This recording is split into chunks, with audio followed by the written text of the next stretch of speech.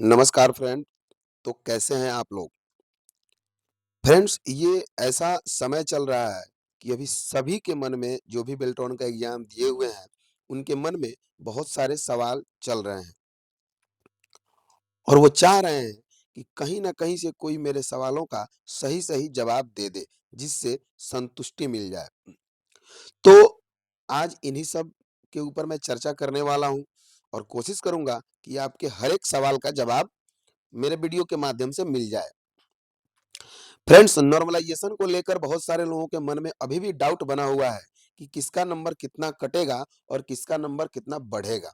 हालांकि इससे पहले वाले वीडियो में हमने ये साफ क्लियर कर दिया था कि नॉर्मलाइजेशन कैसे किया जाएगा। तो चलिए इसके ऊपर भी आज थोड़ा सा हम प्रकाश डालने की कोशिश करेंगे, थोड़ा सा फिर से बेहतरीन तरीके से समझाने की कोशिश करेंगे। फिलहाल हम आज 4-5 बिंदुओं पे बात करने वाले हैं। आपने थंबनेल में देखा ही होगा, मैं बता भी देता हूँ। मेरा सबसे पहला पॉइंट है कि क्या सच में परमानेंट होंगे आउटसोर्स कर्मचारी? आउटसोर्स कर्मचारी बेल्ट्रॉन के या अदर विभाग से जितने भी आए हुए हैं अदर एजेंसियों से, तो क्या सरकार आउटसोर्स कर्मचारियों को सच में परमानेंट कर देगी? इस पर भी चर्चा करेंगे। दूसरा नंबर बात है कि अपने ही जिला में अगर ज्वाइनिंग लेना चाहते हैं, तो क्या ये हो सकता है? तीसरा नंबर बात है कि ट्रेनिंग डिपार्ट में बिहार बेल्ट्रॉन के कर्मचारियों का भी होगा, यानी कि सिलेक्शन के बाद क्या हमारा भी ट्रेनिंग डिपार्ट में होगा? इस पर भी चर्चा करेंगे। रिजल्ट के कितने दिन बाद ई केवाईसी करवाएगी बेल्ट्रॉन? तो इन सब पॉइंट पे हम आज बात करने वाले हैं। तो आप लोग बिल्कुल वीडियो में बने रहेंगे और वीडियो को लास्ट तक देखिएगा ताकि कोई भी पॉइंट मिस ना कर पाए। और सबसे इंपॉर्टेंट चीजें दो हैं, जो सबसे पहले किसका नंबर कटेगा और किसका नंबर बढ़ेगा, इस पे चर्चा कर चुके हैं और फिर से हम चर्चा करने वाले हैं। इससे भी इंपॉर्टेंट चीज ये है कि क्या सच में परमानेंट होंगे बेल्ट्रॉन के आउटसोर्स कर्मचारी? तो अगर ये सब बातें जानना चाहते हैं तो वीडियो में अंत तक बने रहिएगा और बिल्कुल दिल थाम के प्रेम से वीडियो को देखिए अच्छे से, तभी जाके सारी बातें समझ में आएगी। फिलहाल हमारे चैनल को सब्सक्राइब कर लीजिए। फ्रेंड्स, वीडियो बनाने में बहुत मेहनत लगता है, इसलिए हमारे चैनल को सब्सक्राइब कर लीजिए और बेल आइकन को प्रेस कर लीजिए ताकि हमारे द्वारा कोई भी इस चैनल के माध्यम से वीडियो अपलोड किया जाए, कोई भी अपडेट आता है तो सबसे पहले इस चैनल के माध्यम से बता दिया जाता है। अगर सब्सक्राइब कर लेते हैं, वीडियो को लाइक कर देते हैं और बेल आइकन को प्रेस कर लेते हैं, तो आपको सबसे पहले नोटिफिकेशन मिल जाएगा हमारे वीडियो का और आप भी अपडेट रहेंगे हमारे साथ-साथ। तो चलिए हम बात कर लेते हैं अपने बिंदुओं के ऊपर, अपने बिंदुओं की तरफ ध्यान करते हैं और देख लेते हैं कि क्या है, ठीक है?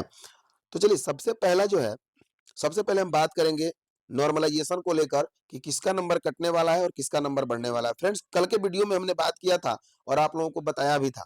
कुछ दोस्त ऐसे हैं जिनको शायद समझ में नहीं आया होगा, इसलिए उनका फिर से कमेंट आ रहा है कि सर आपने बोला है पहले वीडियो में कि नंबर नहीं कटेगा और फिर कहा है कि नंबर कटेगा भी। तो इस चीज को मैं फिर से क्लियर कर देना चाहता हूं। फ्रेंड्स, नॉर्मलाइजेशन का मतलब ये नहीं होता है कि किसी का नंबर काट कर उसे फेल कर दिया जाए। समझ रहे हैं ना? कि किसी का नंबर काट लिया जाए और वो बंदा फेल हो जाए। नॉर्मलाइजेशन का मतलब ये नहीं होता है। नॉर्मलाइजेशन का मतलब ये है कि अगर आप पहले से पास आउट हैं, तो आपका नंबर कटे या बढ़े उससे मतलब नहीं है, लेकिन आप फेल नहीं होने चाहिए। नॉर्मलाइजेशन का मतलब ये होता है। नॉर्मलाइजेशन किसके साथ में होता है?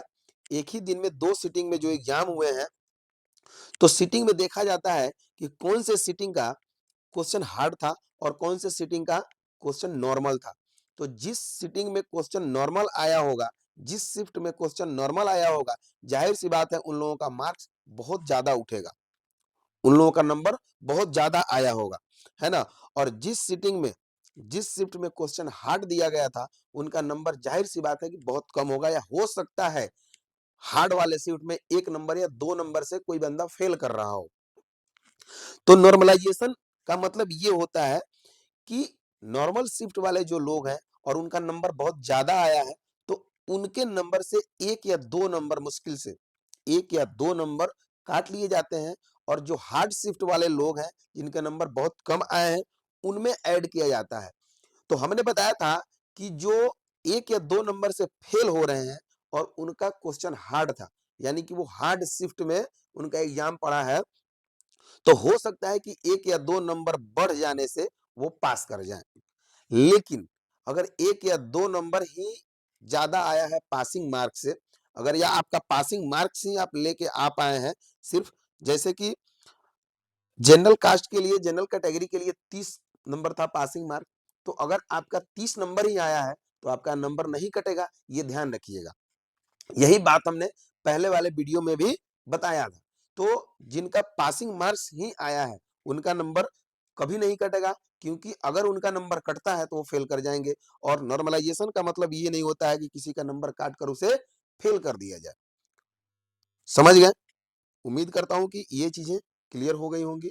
अब आपको भी समझ में आ गया होगा कि किसका नंबर कटेगा और किसका नंबर बढ़ेगा।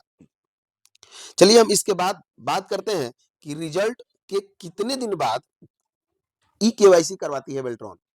फ्रेंड्स, ऐसा है कि रिजल्ट आता है जिस दिन, हो सकता है कि बेल्ट्रॉन उसी दिन अपने नोटिफिकेशन में ये बता दे कि ई केवाईसी का लिंक जारी कर दे, और नोटिफिकेशन में भी ये बातें बता दे कि आपको इस लिंक के जरिए अपना रिजल्ट चेक करने के बाद साथ ही साथ ई केवाईसी कर लेना है। या ये भी हो सकता है कि अगले 2 दिनों में, 2-3 दिनों में वो अपना लिंक केवाईसी का जारी करे और आपसे ई केवाईसी करवा ले। फ्रेंड्स, ई केवाईसी इसलिए होता है कि हमने जो भी डॉक्यूमेंट लगाया था फॉर्म भरते वक्त, वही डॉक्यूमेंट हमें रखना है, और उसी डॉक्यूमेंट के साथ हमें ई केवाईसी करना होता है। ई केवाईसी का मेन रीजन ये है फ्रेंड, कि फॉर्म भरते समय बहुत सारे लोगों का फॉर्म में गलतियां हो जाती हैं, त्रुटियां हो जाती हैं, जिनका सुधार वो ई केवाईसी के माध्यम से कर सकते हैं। इसलिए बेल्ट्रॉन ई केवाईसी करवा लेती है। अगर एक तरह से कहें तो डॉक्यूमेंट वेरिफिकेशन भी वही होता है। हालांकि ज्वाइनिंग के समय हो सकता है कि आपको उर्मिला का कॉल आए, उर्मिला बुलाए और डॉक्यूमेंट ले करके बुलाए, वही डॉक्यूमेंट जो आपने फॉर्म भरते वक्त अपलोड किया था और जो केवाईसी में यूज किया है, सेम डॉक्यूमेंट होगा केवाईसी में भी, और हो सकता है वही डॉक्यूमेंट आपको लेकर जाना पड़े। तो वहां पे ये हो सकता है कि उर्मिला आपका डॉक्यूमेंट ना चेक करे, वो बात अलग है, लेकिन आपको डॉक्यूमेंट लेकर के जाना पड़ेगा। तो उम्मीद है फ्रेंड्स कि ये भी पॉइंट आपको क्लियर हो गया होगा कि रिजल्ट के कितने दिन बाद केवाईसी होता है और केवाईसी क्या होता है। तीसरे नंबर बात पे हम चर्चा करेंगे कि क्या बेल्ट्रॉन कर्मियों के भी ट्रेनिंग बीपार्ड करवाएगी। क्या ऐसा होगा? तो देखिए, बिल्कुल ऐसा हो सकता है और नहीं भी हो सकता है। ऐसा मैं इसलिए कह रहा हूं कि अभी हाल ही में कुछ दिन पहले बेल्ट्रॉन और उर्मिला को छोड़कर कुछ 12 एजेंसियां थी जो डाटा एंट्री ऑपरेटरों की बहाली करवाई थी। तो उन एजेंसियों के द्वारा जो भी डाटा एंट्री ऑपरेटर सेलेक्ट किए गए थे, उनको सबसे पहले बीपार्ड से ट्रेनिंग लेना पड़ा था, और बीपार्ड में ट्रेनिंग लेने के बाद ही उन्हें सेवा पे रखा गया था। यानी कि ट्रेनिंग के बाद ही, ट्रेंड होने के बाद ही उन्हें सेवा के लिए बुलाया गया था, लिया गया था। तो हो सकता है कि बेल्ट्रॉन भी इस बार जो भी नए स्टूडेंट होंगे, जिनका सिलेक्शन होगा, जो सिलेक्ट होकर के जाएंगे, हो सकता है बेल्ट्रॉन या जो भी विभाग होगा वो बीपार्ड में उनका ट्रेनिंग करवाए। ये विभाग के ऊपर निर्भर करता है, या बेल्ट्रॉन में अगर ऐसा कोई नोटिफिकेशन आया होगा गवर्नमेंट की तरफ से, तो उनके ऊपर निर्भर करता है कि क्या ट्रेनिंग करवाएंगे या सीधा सेवा में रख लेंगे। ठीक है, ये भी क्लियर हो गया होगा। चौथे नंबर पे बात करते हैं कि अपने ही जिला में अगर ज्वाइनिंग लेना चाहते हैं तो उसके लिए आपको क्या करना होगा। फ्रेंड्स, केवाईसी के समय ही अगर आप अपने ही जिला में ज्वाइनिंग लेना चाहते हैं, तो जब ई केवाईसी करेंगे रिजल्ट आने के बाद, अगर आपका मेरिट बन जाता है और ई केवाईसी करने जाते हैं, तो वहां पे आपसे 3 जिला पूछा जाता है जहां आप ज्वाइनिंग लेना चाहते हैं। तो मैं तो यही कहूंगा फ्रेंड्स कि आप 3 जिला अवश्य ही चूज कर लीजिएगा। नंबर 1 में रखिएगा आप जिस जिले के हैं, जिस जिला में ज्वाइनिंग करना चाहते हैं, तो नंबर 1 में उस जिला को डाल लीजिएगा, और 2 और भी जिला आसपास के जिले को उसमें सेलेक्ट कर लीजिएगा। आप चाहें तो सिर्फ नंबर 1 में, 1 नंबर में ही अपने ही जिला को डालकर बाकी 2 जिला नहीं डाल सकते हैं, छोड़ सकते हैं खाली। उससे ये होगा कि जब भी आपके जिला से कोई जिला के किसी भी विभाग से यदि याचना आती है बेल्ट्रॉन को, तो बेल्ट्रॉन देखता है कि उस जिला के कौन-कौन लोग फॉर्म भरे हुए हैं, किन-किन लोगों का रिजल्ट आया हुआ है, सेलेक्ट हुए हुए हैं। तो उनको सबसे पहले उनके जिला में भेज देगा। लेकिन इससे एक नुकसान भी है इससे एक नुकसान है कि आपके जिले के किसी विभाग से यदि याचना आएगा तभी आपको ज्वाइनिंग मिलेगी। अगर आपके अगल-बगल के जिला से यदि याचना आता है तो उसमें आपको ज्वाइनिंग नहीं मिलेगी। लेकिन अगर आप अपने जिला के अलावा 2 जिला और भी सिलेक्ट करके रखते हैं तो हो सकता है आपका ज्वाइनिंग बहुत जल्दी हो जाए। तो अगर आप जल्दी ज्वाइनिंग करना चाहते हैं तो 3 जिला सेलेक्ट कर लेंगे। अगर आपको जिद है कि नहीं जब हम करेंगे तो अपने ही जिला में करेंगे ज्वाइनिंग, तो उसके लिए आप एक ही जिला अपना जिला सेलेक्ट करके छोड़ सकते हैं। चलिए ये भी कंप्लीट हो गया और उम्मीद है कि आप सारी बातों को समझ गए होंगे भली-भांति। अगर कोई भी बात समझ में नहीं आ रही है फ्रेंड्स, तो कमेंट करके कमेंट में हमसे पूछ सकते हैं। हम आपके कमेंट का रिप्लाई देने का ज़रूर कोशिश करूँगा और देता भी हूँ रिप्लाई सभी कमेंट्स का। तो अभी कमेंट करके ज़रूर बताइएगा अगर कोई परेशानी हो, कोई दिक्कत हो तो। वीडियो को लाइक कीजिएगा और शेयर करके ज़रूर जाइएगा फ्रेंड्स, और सबसे बड़ी बात कि चैनल को सब्सक्राइब ज़रूर कर लीजिएगा क्योंकि बहुत मेहनत लगता है वीडियो बनाने में। आप लोगों के लिए इतना मेहनत कर रहा हूँ, तो आपसे सिर्फ इतना चाहिए कि चैनल को सब्सक्राइब कर लीजिए, बेल आइकन को प्रेस कर लीजिए। चलिए अगले पॉइंट पे हम बात कर लेते हैं कि क्या सच में परमानेंट होंगे बिहार बेल्ट्रॉन के कर्मचारी? सरकार का कोई इस पे अभी तक नियम आया है कि नहीं? तो फ्रेंड्स अभी 9 फरवरी 2025 को बेल्ट्रॉन के कर्मियों द्वारा पटना के गर्दनी बाग में जोर शोर से धरना प्रदर्शन किया गया था, जो कि 1 दिवसीय धरना प्रदर्शन था, है ना? उसमें उन लोगों का कुछ मांग था, जैसे कि सैलरी का पुनर्निरीक्षण, है ना? बिना एग्जाम, बिना किसी शर्त के पदों का सृजन, सेवा समायोजन, है ना? और सेवा वापसी से पहले अपील का प्रावधान होना चाहिए, ऐसा उन लोगों का मांग था। फ्रेंड्स हम भी उसमें शामिल हैं। फिलहाल बिल्टॉन का एग्जाम हम भी दिए हुए हैं, हमारा भी रिजल्ट आया हुआ है, तो देखेंगे आगे बात करेंगे इस पे क्या होता है। तो सरकार का अभी तक इस तरफ कोई भी ध्यान नहीं आया है, सरकार अभी इस पर कोई भी बात नहीं की है, कोई भी चर्चा नहीं की है।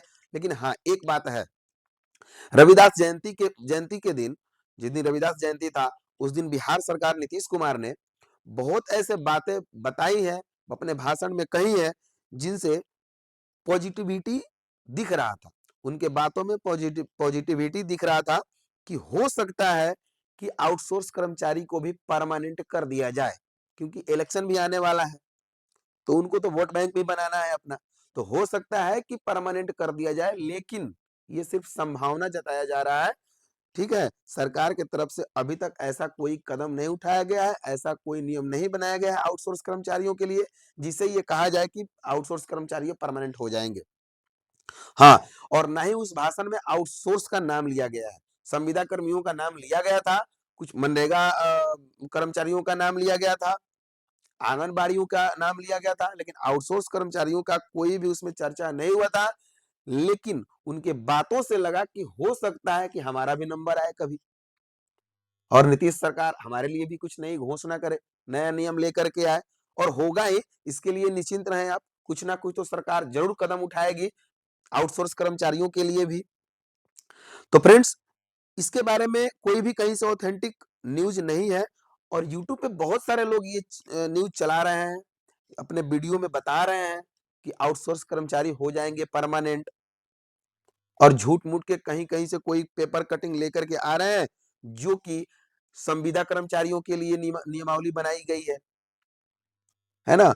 मनरेगा वालों के लिए बनाया गया है, जीविका वालों के लिए बनाया गया है, उसमें कहीं से आउटसोर्स कर्मचारियों का नाम नहीं है, कोई नामो-निशान नहीं है, और उसके लिए उसी कटिंग को दिखा-दिखा करके वो लोग वीडियो बना रहे हैं। तो फ्रेंड्स फालतू के चक्कर में नहीं पड़ना है, हमेशा अपडेट रहना है और पॉजिटिव रहना है, ठीक है? और हमारे चैनल को सब्सक्राइब कर लीजिए। आज के लिए बस इतना ही। अगर बेल्ट्रॉन की तरफ से कोई भी नया न्यूज़ निकल के आता है, तो इस चैनल के माध्यम से सबसे पहले आप तक पहुँचाने की कोशिश की जाएगी। तो हमारे चैनल को सब्सक्राइब कर लीजिए और बेल आइकन को प्रेस कर लीजिए। वीडियो को ज़रूर लाइक कीजिएगा और कमेंट करके ज़रूर बताइए कि वीडियो में क्या आपको समझ में नहीं आया, और कोई भी आपका क्वेश्चन है, सवाल है, तो कमेंट में ज़रूर पूछिए, उसका जवाब देने का हम भरसक प्रयास करेंगे। चलिए धन्यवाद, हमेशा अपडेट रहें, हमारे साथ-साथ आप भी। Thank you.